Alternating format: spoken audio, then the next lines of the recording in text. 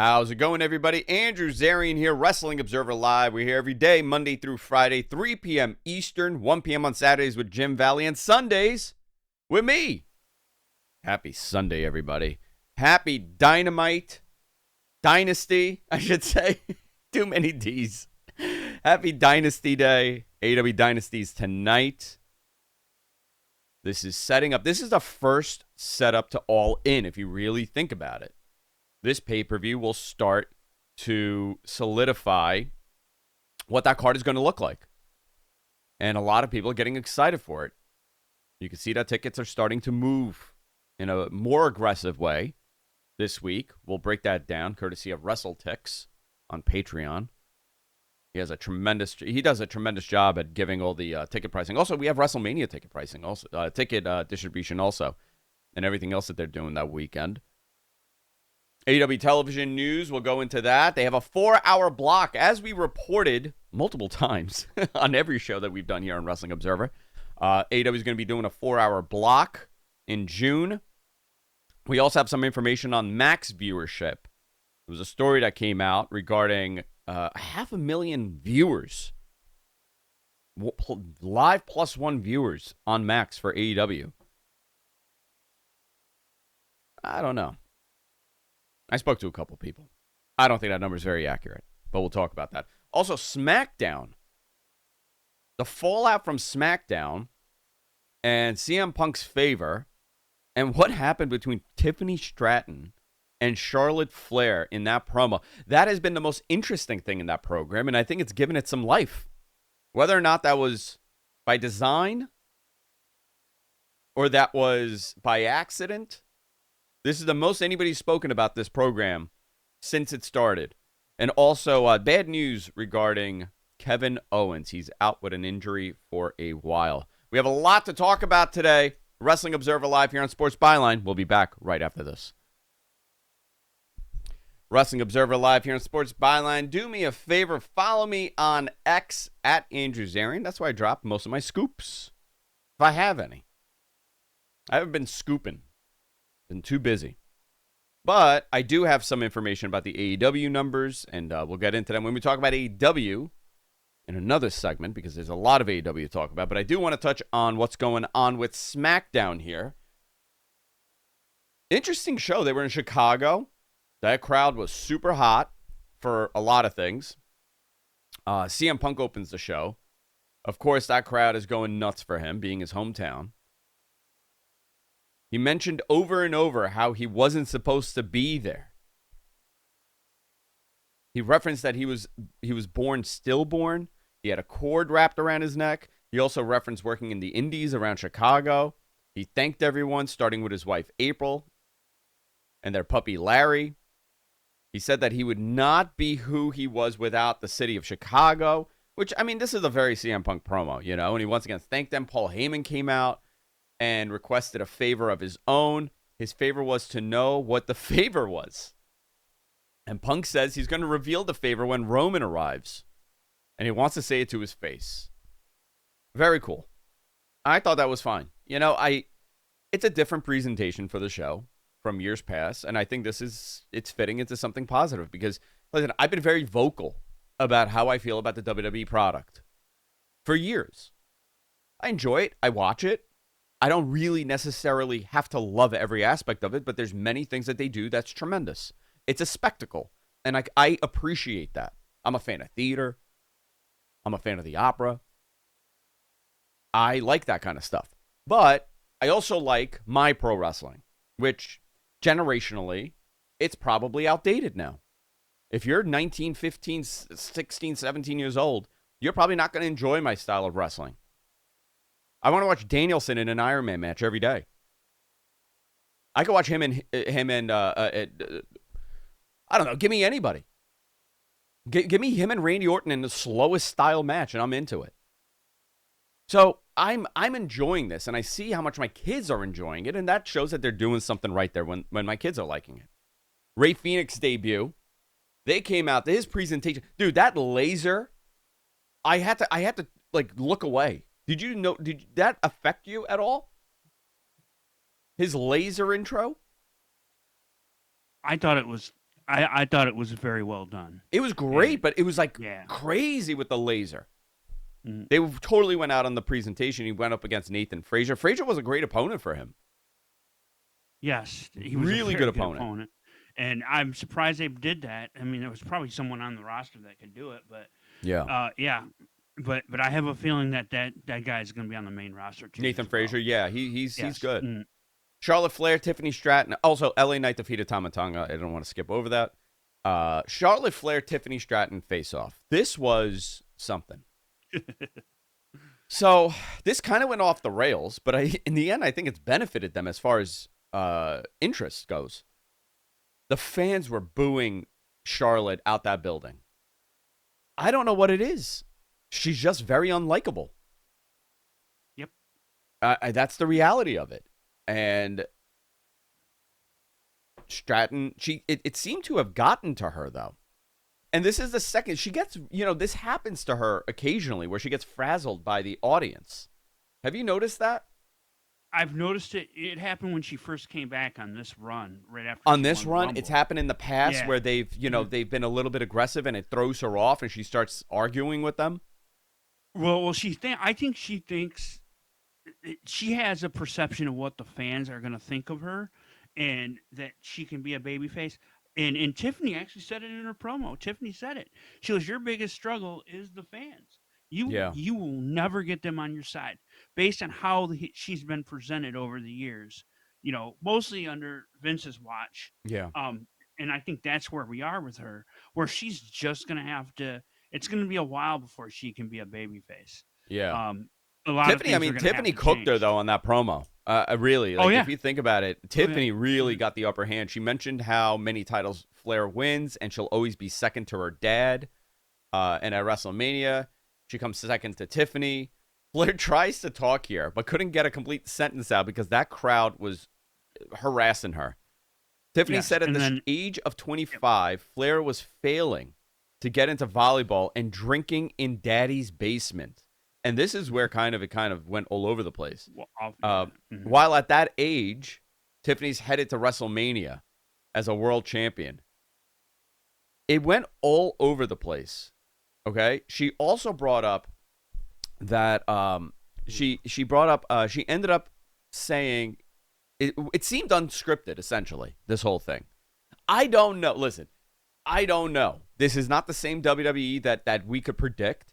This could have been a very well staged shoot work that they haven't done in a very long time. Flair, flustered, asked Tiffany why Kaiser is in her DMs. Also, that was when she was leaving the ring. That was when she was leaving the ring. But she also mentioned that she's been divorced 3 times. Tiffany. Yeah. So she said you're going to be alone. You're going to be alone outside the ring or inside the ring, just like you are outside the ring. 0-3. So when I saw this, I did not take it that this was, oh my gosh, they're shooting on each other. They're totally off script here. I saw this as a very creative, unique way to get people interested, and it worked. People are very interested in this. Now, I could be wrong. From all the reports that are coming out, it seems like I am wrong, but it came off as the most interesting thing that they've done in this program. Yep.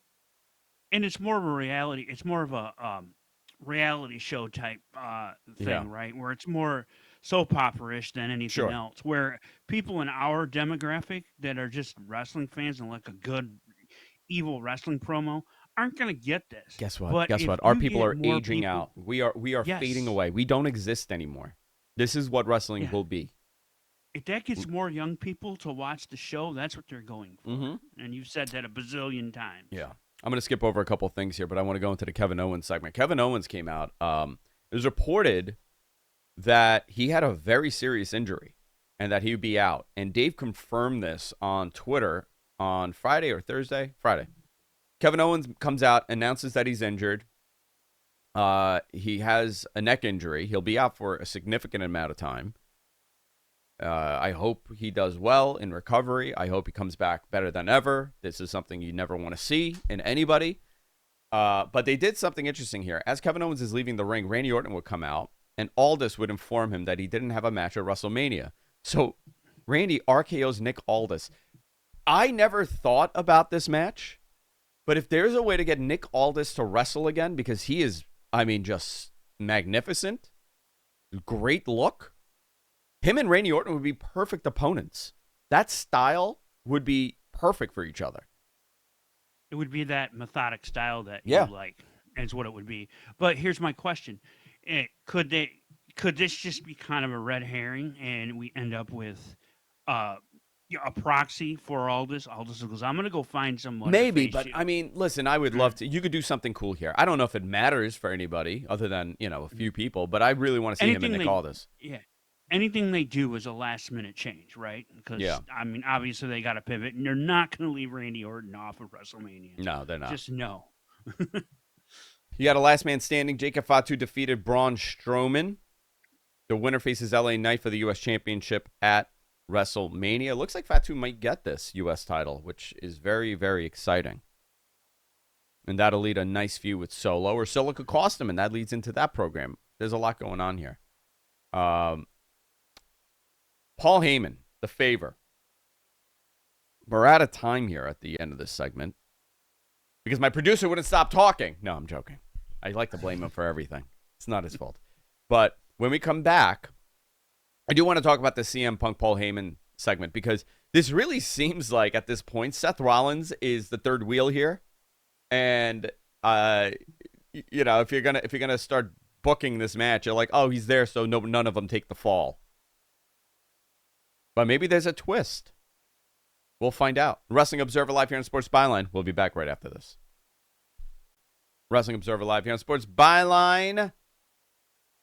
Let's go into this Paul Heyman CM Punk moment. You see, Heyman is in the parking lot, or as my notes say, payment. Payment is shown in the parking lot. Paying for what? Parking? He's waiting for Roman. He gets out of his car. He doesn't even look at Heyman, but instead starts walking directly to the ring. He asks Heyman if Punk is still asking for the favor and if he would share a secret with Chicago. He said that Punk wouldn't be back in WWE if it weren't for him. Rollins comes out, says he wouldn't miss this for the world. So this is fun. He would remind Roman on how he's gotten the advantage on him several occurrences over the years. Remember that cash-in? So this was, and he did explain all that, but this was him saying, I'm going to go watch the world burn. He was us in this. Yeah. He was us in this segment. Yeah. Punk would come out, and he comes out, he talks about his friendship with Heyman. They go back many years. He was the original Paul Heyman guy. Really, that was the moment that brought Heyman, that promo when he spoke about being a Paul Heyman guy, that changed a lot of stuff. That shifted a lot in wrestling. Punk comes out and says the favor is he wants Heyman to be in his corner at WrestleMania. Roman starts laughing it off, assuming Heyman would turn him down. Poet showed great anguish, nearly crying, falling apart as a person here, trying to make a decision, finally agreeing to do it. Roman pushes Heyman into the corner. CM Punk would attack him from behind and hit him with a GTS. And that's the favor now. That was fantastic. This was good. Great stuff. Do you think this convolutes it? Adds another layer to it, because you mentioned at the end of the last segment how you thought that CM Punk was being kind of left off. No, CM Punk, there was another layer the other week. So the CM Punk stuff has already been established. Now we're establishing why Roman and CM Punk have beef. And we've already established why Seth and Punk have beef. And we're adding that last layer to this. And I think that was important. They did this. Now we know what the favor is. And there's so many ways they could go with this. It's maybe he turns on both of them and it's Rollins. Yeah, or something like that. Or just there's so many ways they could go with this. We're gonna walk out of night one of Saturday night WrestleMania going, what just happened? That I'm sure of. I wonder if it leads into something night two, I was wondering that too. But I guess, we still have a couple weeks. The only negative I have, and I don't know how you feel about this, is I wish this had some kind of stakes on it, like a number one Like a belt? contender or something. Yeah. It doesn't need a belt. Well, but Paul could it Heyman's the lead to stake, right? getting Paul Heyman's the stake. Are they going to suspend him over the ring in a shark cage? no, because he's going to be in CM Punk's corner. Yeah, yeah. I mean, I'm curious about this. This is another dynamic added to this. Mhm. I think they've been Yeah. working really well. You know. So people, I mentioned it in the notes there, but and you kind of mentioned it already, but the that 2013 promo where Yeah. Heyman was leaving the company and he said, "One day you will wrestle main event, and I will be by your side." That's what they're paying off here. That's a 12-year payoff. And people say, long-term storytelling doesn't exist. Well, they're making it exist. I think by happenstance more than anything else. Yeah. Here. I don't think it was by design. I don't think in No. 2013 Vince No. McMahon thought, "Hey, when I'm ousted from my company, for something not Pay good, this off, would you?" can you just make sure that this is paid off in some way? 10 years later, thanks. 11 years, 12 years later. They're just smart enough to go back and go, "Hey, remember we did that? We could add that in here," and it gives it a nice layer, nostalgic layer. So just another step into WrestleMania that's in a few weeks. Looking forward to that. I'm not looking forward to it being on Easter. I'm not looking forward to it being on my 20th anniversary with Jess. It's going to be a very difficult night too for me, but we will watch. Terrible week for it to be, but yeah. It's a busy week. Busy week. I want to touch on this max number story by BJ for SE Scoops because I've been asked about this over and over again, and I've spoken about it, but I want to bring it up a little bit more because I spoke to a few other people after I think I spoke about this on Tuesday last. Actually, I spoke about it a little bit on Friday on Matman, but Tuesday I really spoke about it mostly here on Observer. So the story reported is that AEW is averaging 500,000 viewers. Okay. Combined with live cable numbers, this would give Dynamite an average of 1 million to 1.2 million viewers per episode since it was added to streaming. That is not accurate. And I'm going to say that BJ's a great journalist. BJ has a lot of access to people. I'm only going to say what I have been told. My guys could not know. They could be wrong. I've spoken to people on multiple sides. I don't think the number that is provided is false. I think the question should be, how is this being measured? That's the bigger question. And if you're going based on traditional Nielsen style viewership, right? This is not an accurate number. This is live plus one, by the way. I will tell you that, AEW is averaging around over 1 million viewers over the course of a couple days for Dynamite. That is 100% accurate. That's been accurate since the beginning of that show. Like when you see 675, that's the live viewership. It's not live plus one or live plus two. Live plus 3, DVR plus 3. So you have to look at how the metric is being done. And one person that I spoke to from WBD, not on the Max side, the response was something that I can't say on the radio, but essentially it was, if that show is getting 500,000 viewers in the traditional metric style, those blanks should be doing backflips. That was the exact word that this person said to me. So by traditional style, you mean sitting down and watching the entire show, or however Nielsen is measuring it. I'm going based on Nielsen measurement. I'm not going based on this hypothetical on dividing. Right. You're taking a watch minutes and then you're dividing it and then you're putting a derivative on that kind of tells you plus or minus X amount of viewers per episode. I don't. That's not an accurate way of measuring. And if they were getting 500,000 viewers, you would hear about this. This would be gloated. That's a lot of viewers. You compare this to metrics from when they were hotter, and they provided something for free that had live measurable numbers. I would say the Danielson-Minoru Suzuki match that they aired live on YouTube would be a good measurement. And all that was able to do was about 98,000 peak concurrent viewers. And whatever the viewership was, the +3 or the +24. And that's free. No subscriber. Easily accessible. Shareable. Something that was shared all over social media, and that's what it was able to get. I have a difficult time believing that this is a Nielsen-style measurement of 500,000. Again, I'm not doubting BJ. I'm sure that this is what was provided to him. I just need more clarity as far as how is this being measured? That's the big question. Also, does it really matter at the end of the day? I was told a number, okay? I was told a number. I have no idea if it's accurate, and I won't ever report it because I have no sourcing on this number. It was significantly less than 500,000. It's significantly less than 500,000. It's not abysmal, but I don't know what that number means to them as far as their sales and what kind of buys they're doing on this show, what kind of ads they're able to sell, how this impacts their core sales for television. I don't know, so it doesn't even matter at that point. But I told the story. I was contacted by a large streaming company about a little over a decade ago that I was a consultant on, and this is exactly what I worked on with them is measurable, deliverable numbers. And every one of these companies wanted to, I'm not saying WBD is doing this, okay? Don't take, but every one of these companies wanted to game this number to be as high as possible. And that's a big problem for the advertisers. The advertisers want accurate metrics.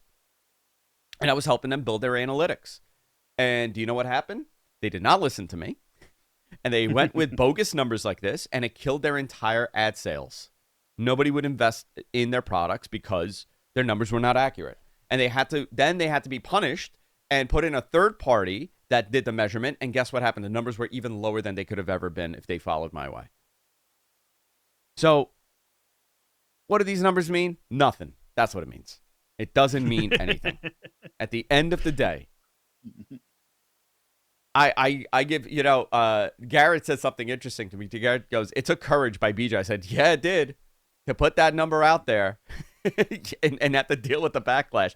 Now, again, it could be a very accurate number, and I'm just not privy to this information. It's very possible. But the people that I spoke to, if this number was accurate in the sense that, this is a Nielsen-style ad sales number that advertisers are going to look at and be interested in, because that's the only thing that matters here with this number.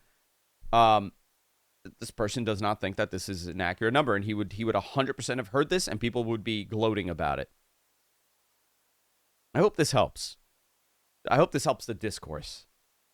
And again, don't attack BJ. He's just reporting something he was told. That's what it comes down to. You can read the article, SE Scoops. I'm sure it's all over the place. Everybody shared it, but interesting stuff. Wrestling Observer Live. We'll be right back after this. Wrestling Observer Live here on Sports Byline. AEW Collision go-home show for Dynasty last night. We're going to fly through this. It was more of a setup for tonight. It's coming on in a few hours here. Yeah, actually, no. Soon. Like in an hour. Takeshita Kyle Fletcher defeated Powerhouse Hobbs and Ishii, who had Rocky Romero. Max Caster will come out for his open challenge. And he said he had another one at Dynasty. I wonder who that is. Do you have any assumptions? Who is it? It's Anthony Bones, yeah. Best Wrestler Alive Open Challenge. Mark Briscoe defeated Max Caster. Top Flight defeated Crew. CRU. Crew. You spelt this very differently last time. You wrote it in like periods as like C period R period U. Now it's just Crew. Adam Cole, Daniel Garcia sit-down interview. I'm hoping this is a really good match. I think they both need this to be a total banger. Renee sat down with both TNT champion Daniel Garcia and Adam Cole ahead of their title match. Renee is so good in these moments. I always wonder how she would do again on commentary. WWE tried that experiment. I don't think it was her. I think it was more of the process at WWE. She's so good.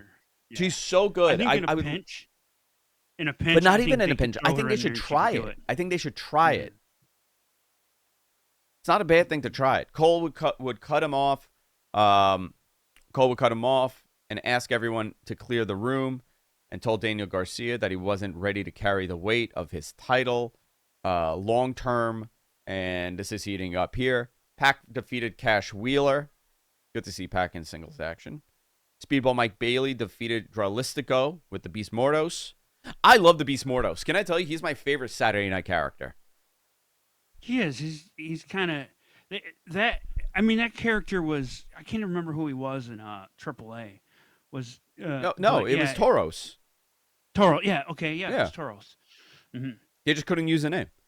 Athena Julia Hart defeated Harley Cameron and Mercedes Moné. Here was another thing that they announced, a scoop that we dropped a couple of weeks ago. AEW announces a 4-hour block Dynamite Collision Fighter Fest TV special. This is because of the Stanley Cup playoffs. Would it be the finals then?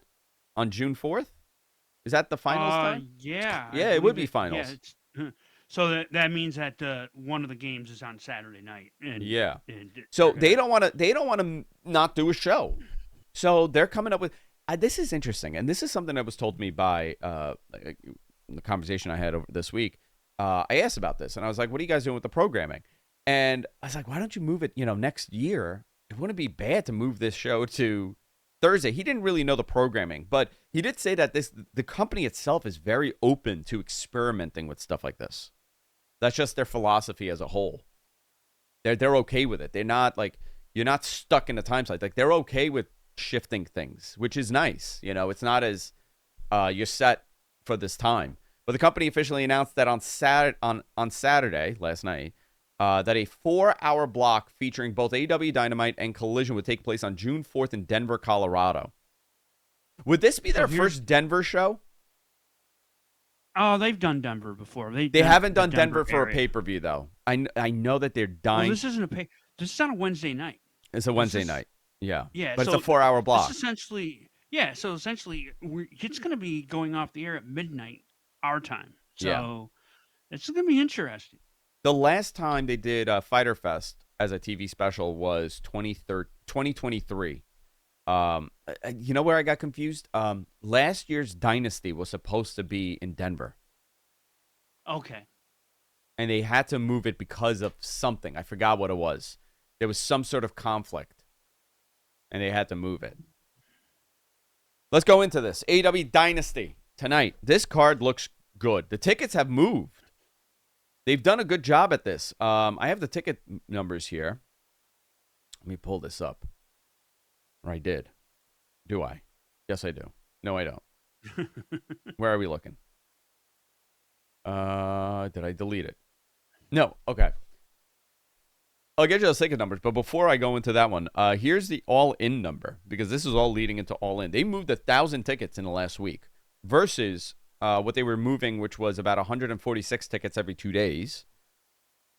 They have 13,500 distributed. They're currently set up for 18,000. There's 4,600 tickets. I think they'll get up there. They have 97 days for that show. You think they'll do good? I think they'll get there. I'm not worried about it. Yeah. Here we go. AEW Dynasty. Panicking too much. It's tonight in Philly. They have 7,000 tickets distributed. Currently set up for 7,500. There's 555 tickets available. The last year's Dynasty did 6,600, so they beat last year, which is a positive. There's interest now, and I'm sure that they'll be, they'll have a few hundred more or 1,000 more committed tonight for this show. But let's go into it. Max Caster, Best Wrestler Alive Open Challenge on 0 Hour. The theory is that it's Anthony Bowen. Era Fox and Top Flight. It should be. Era Fox and Top Flight versus the Crew and Nick Wayne. The Ops make an appearance. I wonder why. Like, is that on 0 Hour or is that on the main card? They didn't say. I think it's just they're going to be there. So I think it's going to be on 0 Hour, if I had to guess. Mark Briscoe, Kyle Fletcher. Owen Hart Foundation Tournament first round. Mercedes Moné, Julia Hart, Owen Hart Foundation first round. Will Ospreay, Kevin Knight.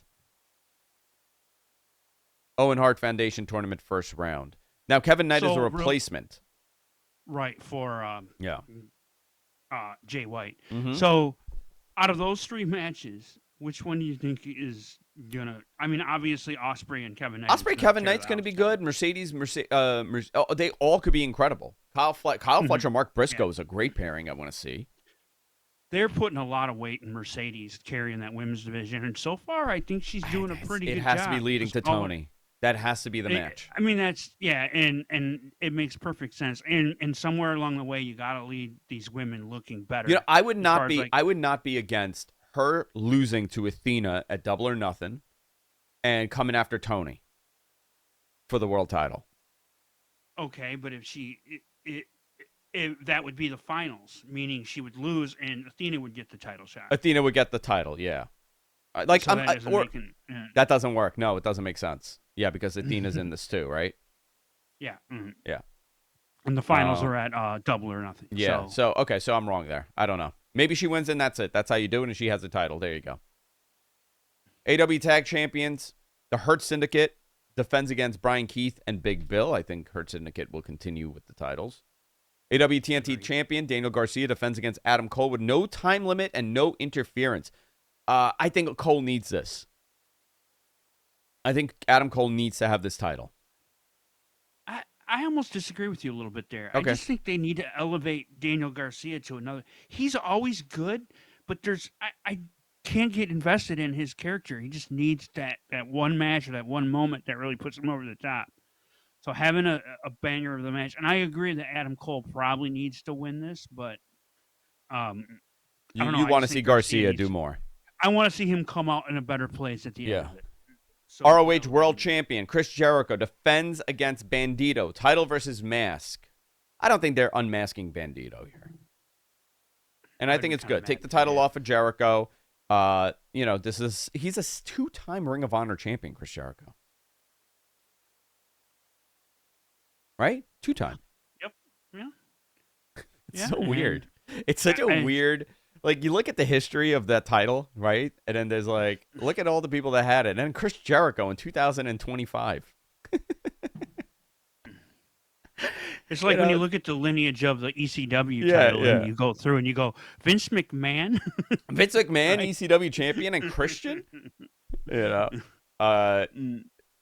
Trios championship on the line to Death Riders. Wheeler Yuta, Pac, and Claudio Castagnoli defend against Rated FTR. Cope, Dax Harwood, and Cash Wheeler. The story is, can they coexist right now? They're having problems.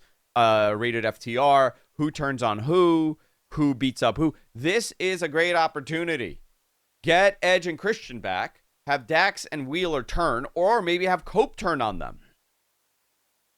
They're going to pull a New Day here. They're not breaking up. Yeah. I don't see them breaking up. I think that's a big mistake to separate these two.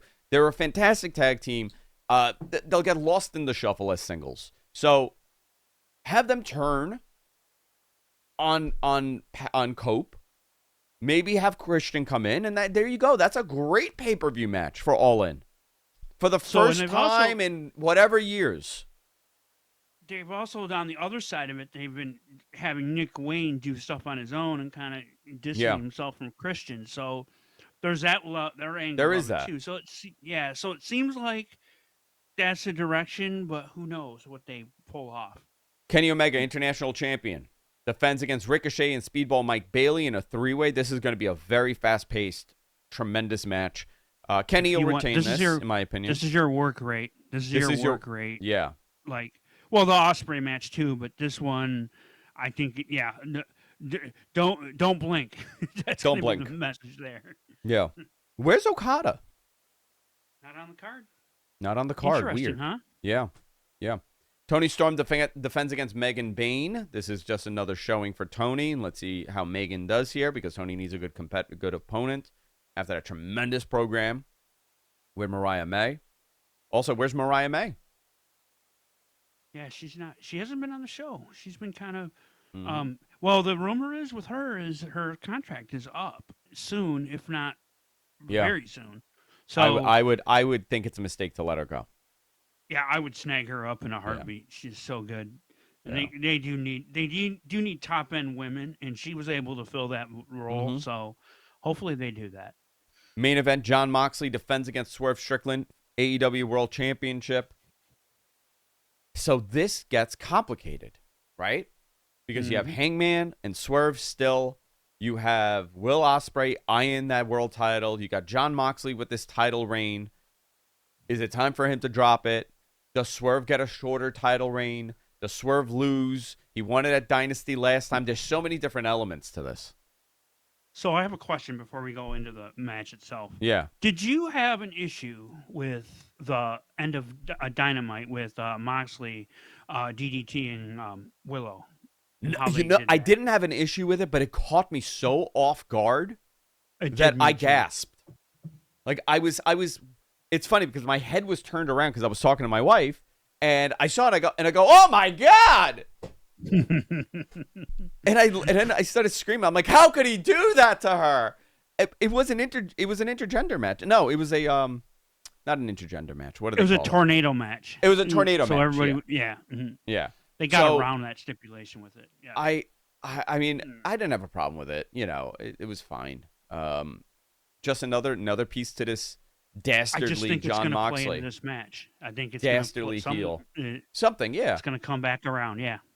Definitely. Very curious how they do with this. Very curious. You know, this is leading into Double or Nothing, and Double or Nothing is leading into All In. They're doing great with those small buildings. Things are changing for them. The momentum is shifting a little bit. I think this is all good steps, but whatever they do next is going to be very, very important for this company. Has to be bigger than ever. Final segment of the show coming up right after this. Wrestling Observer Live here on Sports Byline. Stay tuned. Wrestling Observer Live. Final segment of the show here on Sports Byline. A lot of wrestling this week. A lot of good wrestling. It gets wacky around this time, right? Because everybody, I mean, there's so much happening. You got NBA playoffs coming up soon. You got NHL playoffs coming up. You have WrestleMania. That's a later WrestleMania. You have AEW Dynasty, Double or Nothing next month. Then you're going into All In. Baseball's back. I don't know if people know this. I am a huge baseball fan. I disappear. When the Mets make the playoffs, you don't hear from me. I'm at every game. So it's a very exciting time here for sports and for everything going on. But listen, enjoy the show tonight because I think the big question here is, you know, leading into everything that they're doing in AEW, everything matters. This show matters. You know, a lot of people, the commentators, like, well, you know, they still have time. No, they don't have time. Everything that they do has to matter right now. You have a stadium show that you've only moved 13,000 tickets to. You'll get to 18,000. You'll probably get to 20,000, but you want to have as much bang as you can for your first, you know, actual stadium. Arthur Ashe, let's say that doesn't count, right? That's not, I mean, it is a stadium, and they did 20,000 almost in that building early on. So whatever happens tonight is obviously leading into that mega show, and I'm surprised Okada's not on this card. That's a big surprise to me. He's a huge attraction. You don't think he could have moved a couple hundred more tickets with an Okada on there? Maybe 1,000 tickets? But huge card today. Enjoy the show. Watch it. Tweet me. X me. Talk to me about it. MG, what are you eating tonight? What are you ordering? Mexican. Great. We'll see y'all next time. Wrestling Observer Live. Bye-bye for now.